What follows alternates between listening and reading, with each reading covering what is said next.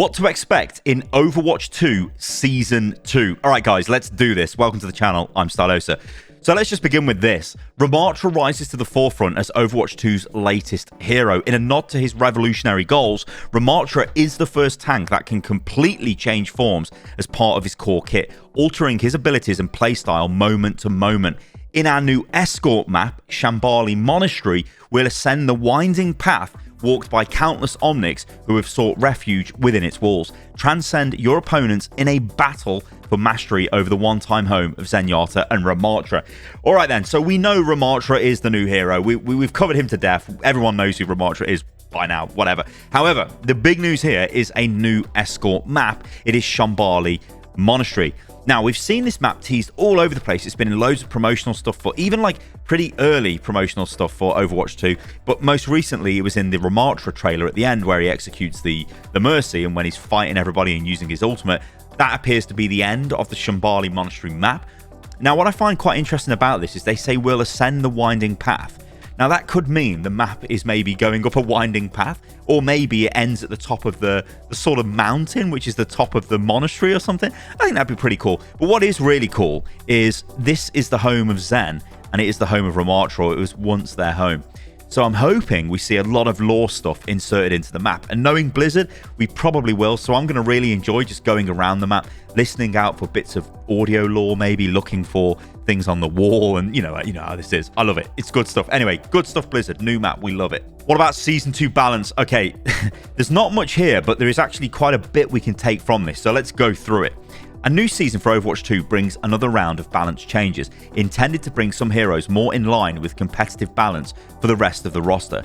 Both metrics and player feedback have shown Sojourn dominating the highest tiers of competitive ranks, while remaining a challenge for players without the same mechanical skills. To address the high skill feedback, we'll be focusing on the lethality of her railgun at distance for Season 2, encouraging players to make use of Sojourn's high mobility to close the distance for more devastating right clicks. Also, Blizzard, remember, you do have console gamers. They ain't got right clicks, right? They press a button on the controller.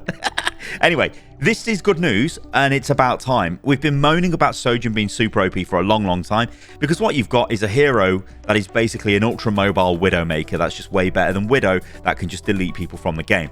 Now, a lot of people, myself included, have been asking for a nerf to the time you can actually hold the railgun charge. But what is interesting here is they don't say that. They just say looking at the railgun at distance, the lethality of it. So it might mean it's got some sort of damage reduction at range, or maybe it doesn't do as much damage as a crit anymore, or it just doesn't have as an effective range. It's just reduced. I don't know. There's a lot of things to look at there. Things like if you reduce the range, it might not feel great for the person playing Sojourn, but obviously it doesn't feel great for the person being shot by Sojourn when they instantly die. So yeah, it's about time this is being looked at, but Blizzard have took very long on this, and it was very evident this was a problem and should have been looked at ages ago. Doomfist is receiving significant changes that better support his role as the team's front line, while maintaining the playstyle core to his hero's identity. So let's just stick on this for a second. Doomfist. So his core identity is his fist. This would indicate there's going to be some sort of a buff to his fist. Now, this could be more fist damage, faster charge time, better knockback. The fist could completely function in a different way. We just don't know. But Doomfist has got a very massive gauntlet, and he's got the most piddly punch I've ever seen in my life. It is terrible. In fact, I think Ramattra's little sort of, well, they're not little hands, are they? Ramattra's robot punching fists are just going to do more damage than that, and it doesn't make no sense. So they need to do something with Doomfist. Also, his mobility, I think, is a major issue for a lot of Doomfist players. He's kind of lost a lot since Overwatch 1. So I think Blizzard really do need to look at that. The other part to this is them saying they want to better support his role as the team's front line. That would indicate some sort of buff to block. Now, it's funny, isn't it? Because Ramattra has got a super block. Makes Doomfist look terrible. It's like, what is this? This block's crazy. It's like endless block, and Doomfist doesn't have that. So here, Doomfist, I'm afraid he's not in a great position, but it is good news that Blizzard are looking at probably most of his kit and probably going to give him some pretty heavy buffs. Now, they also list a bunch of heroes off, so we're just going to break these down and look at what the changes could be for these heroes. They don't give any details. They do say they'll give the details on December the 6th, but the first hero is Anna. So what would they do to Anna? Well, Anna suffers because you can easily dive Anna. Now, What they need to do is probably reduce the cooldowns of maybe a nade. That might be a little bit OP, or maybe a sleep, which might be a little bit better to control. Because if nade is on a super low cooldown and you're throwing that into the enemy team all the time, it's going to be a bit OP. It's going to win fights. Obviously, Kiriko with a Suzu can get rid of the anti-nade effect, but that depends on the enemy team having a Kiriko and yada, yada, yada. So yeah, maybe sleep, maybe grenade get cooldown reduced. Beyond that, I'm not really sure what you do to Ana, because I still think her healing is really good when she's not getting blocked by a Winston. I still think her ultimate is mega good. I don't think they'll look at that. But I think just when you look at other heroes, like you look at a Mercy, you look at a Bap, you look at a Moira, you look at a... I'm literally going to list all the supports off apart from Ana. All of them have got some way of getting out of a bad position. Ana doesn't. She needs to put you to sleep. And if she misses that, she's screwed. So probably they buff sleep. That would be the betting man's kind of... Well, that's where I would bet if I had to. Still, though, I think it would be cool if it did look at grenade. But I do understand buffing nade would be kind of ridiculous. Bastion. Well, Bastion is... The thing with Bastion is you only get to play him when he's in the little tank mode. When he's not in the tank mode, he's terrible. His primary fire is terrible.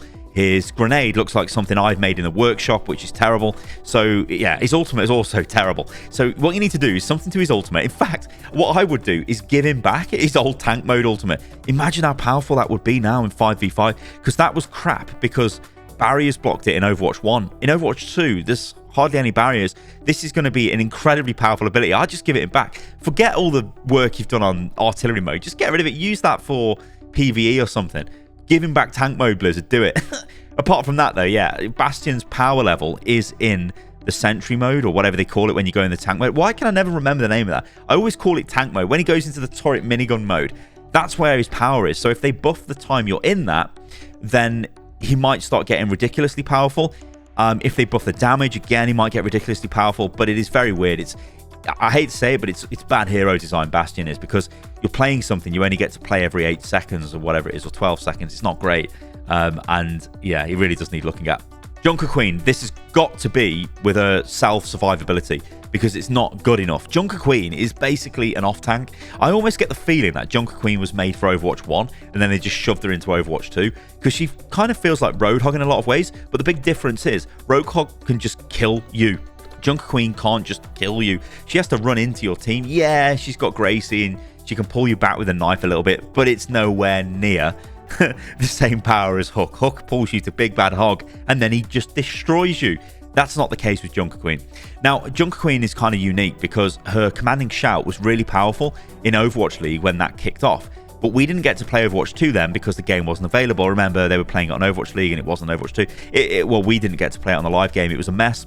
But her commanding shout was really powerful. Blizzard nerfed that, and then we just see her usage fall off the planet. So, yeah, she needs more self-survivability, more self-sustain, I think. And that might help Junker Queen. But I still think she's not really a tank, Junker Queen. It's weird. She's just like a big DPS.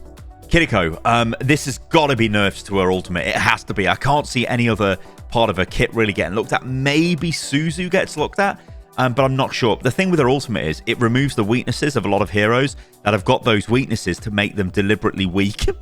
So your Reaper has got a slow fire rate because if he had a fast fire rate, he would kill everybody. Guess what? Kiriko gives him a fast fire rate when he's standing in Kitsune Rush. Look at Roadhog, my favorite character right now. Well, Roadhog's got a weakness because his fire rate is slow. So if we stand in the ultimate, his fire rate isn't slow. Look at Bastion. Bastion, when he's in his little tank sentry mode that I always forget the name of.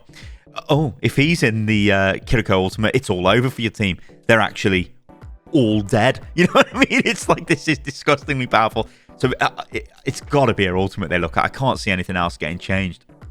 Mercy. Okay, now Mercy's got a very special problem in Season 2, and it's called Ramattra. And we've not even played Ramattra yet, but we know Ramattra's got an ability called Ravenous Vortex, which pulls you to the ground if you're an airborne hero, and also slows you, and also damages you. Oh dear. What does Mercy like to do? That's right, she likes the Guardian Angel around, doesn't she? Imagine if you throw this on the floor and rip Mercy out of the sky. She's dead. So, oh dear, that's Mercy's problem. Now, I don't think they're going to look at Mercy's healing. I don't think they're going to look at Guardian Angel. I don't think they're going to look at her ultimate. And so, maybe they look at her damage or something. I don't know.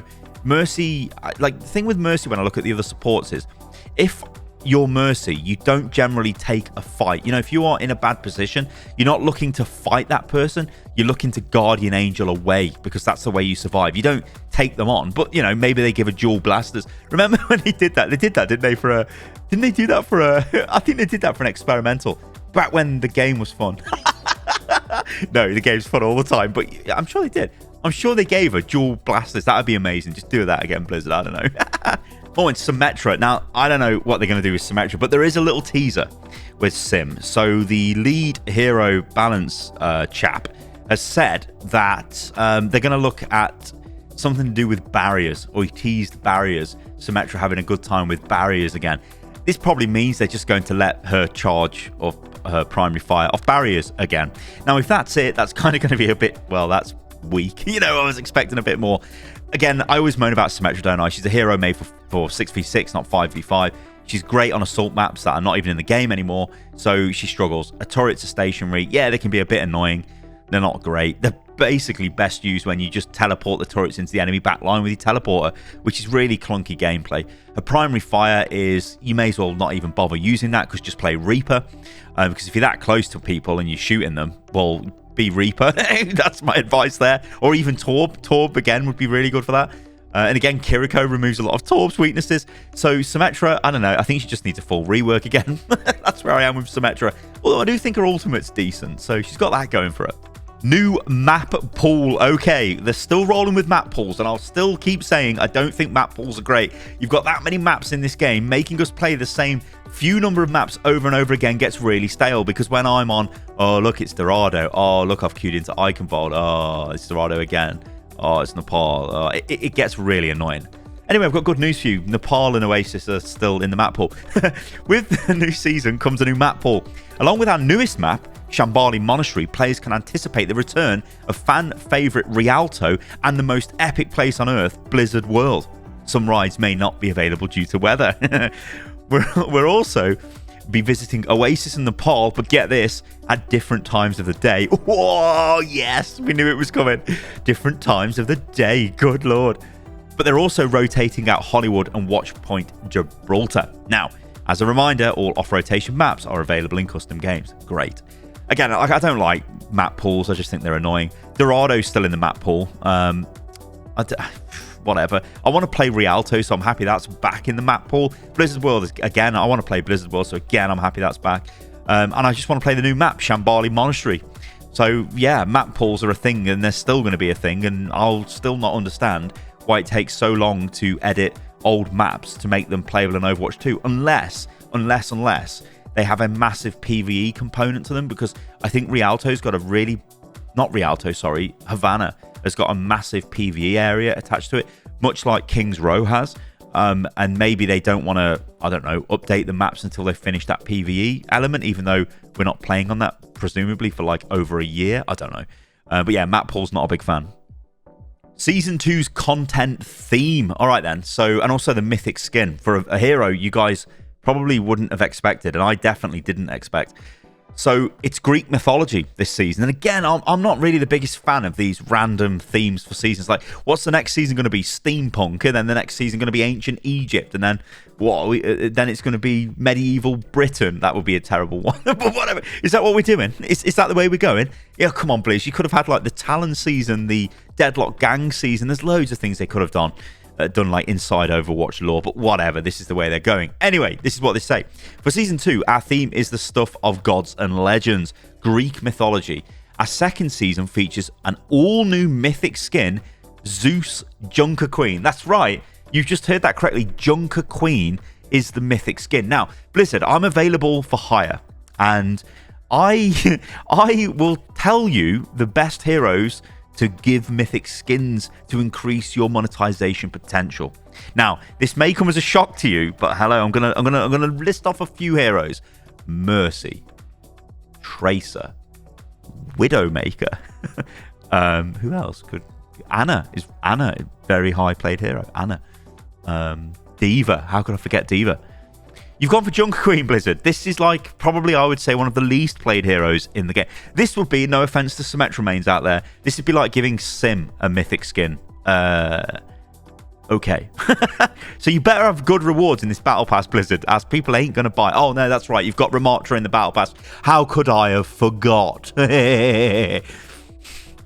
Anyway, the Mythic skin is the pinnacle reward on the Premium Battle Pass. Her skin will include new customizations, weapon models, voice lines, and special effects. Bask in the glory of her fellow gods by earning the legendary Poseidon Ramattra and legendary Hades Farah, all by progressing through the Premium Battle Pass. These heroes and several others will be imbued with awesome godlike powers in our new Battle for the Olympus game mode. This new limited time event will start on January the 5th and last until January the 19th. Keep an eye on the skins appearing this season. They may give you a clue as to what's to come during the Battle for Olympus. Now, limited time modes are not a new thing when it comes to Overwatch, because we've had these for ages. They've been called seasonal events, and there are little games in the seasonal events like May Snowball Offensive, Junkenstein's Revenge, etc. They're all limited time modes.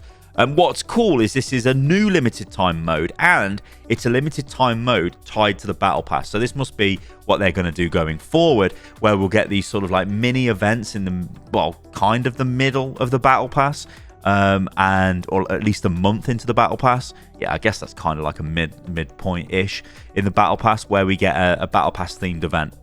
It would have been cool to see what they might have done for Cyberpunk theme season, but I guess they had the easy get out of, oh yeah, we've got Halloween and Junkenstein's Revenge. We can kind of slam that in. So I don't know. But the good news is they are actually still returning with the seasonal events. We're bringing back the Winter Wonderland and Lunar New Year events with new and improved rewards. Each event this season, including Battle for Olympus, will have a skin as a reward you can earn simply by jumping in the fun and completing challenges. This includes the epic Ice Queen Brig, legendary Winged Victory Mercy, and legendary Kakashi Echo. Now, the thing here is, right, when they give skins away that are old skins in challenges for events, it's not great, is it, to players that may have played Overwatch 1? So I would like it, Blizzard, if maybe you give away skins that are new, you know, in Overwatch 2. Although it looks like some of those are, but I'm pretty sure Winged Victory Mercy is an old Mercy skin. And maybe even Ice Queen Brig. Because if that's epic, then I don't think that... I think that's in the game, isn't it? Anyway, don't quote me on that. Surely that... Oh, no. Is that Echo skin in the game? I can't remember. Oh, no. Hopefully they're not. Anyway, good news is at least Blizzard are listening to some sort of feedback and are starting to give rewards for actually, you know, playing the game. Anyway, talking of that, they are still coming back with Season 2 Twitch rewards, and they're going to give away a legendary Ramattra skin and other Twitch drops this season.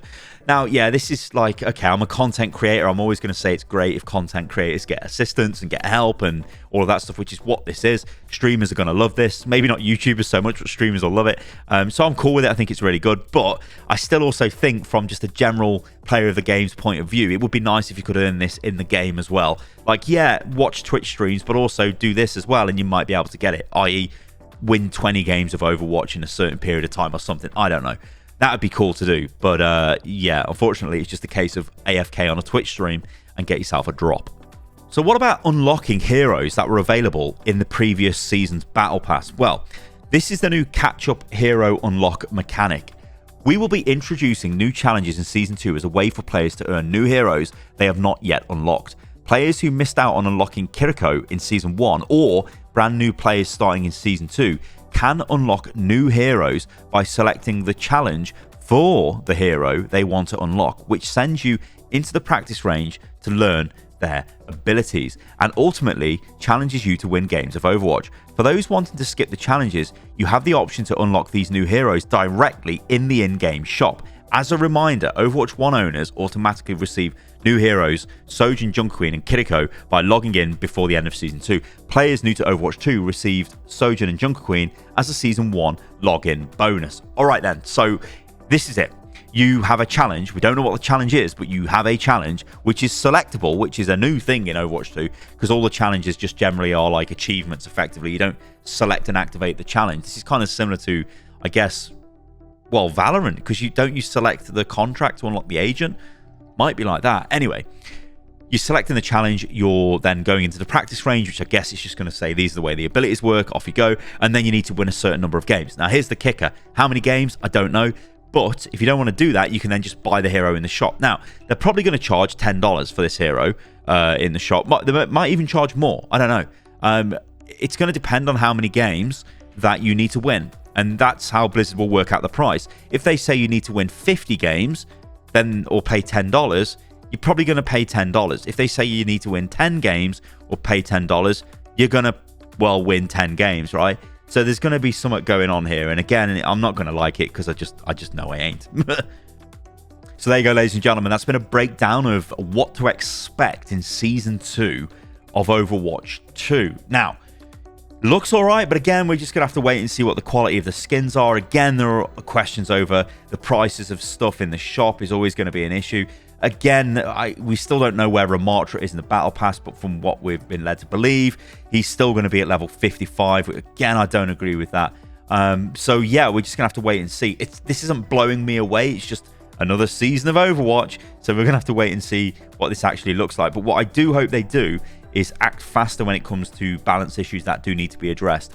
Sojourn shouldn't be getting addressed in Season 2. She should have been addressed in the mid-season balance patch for Season 1, and she wasn't. So yeah, hopefully they can sort that out, and the game should be in a better place.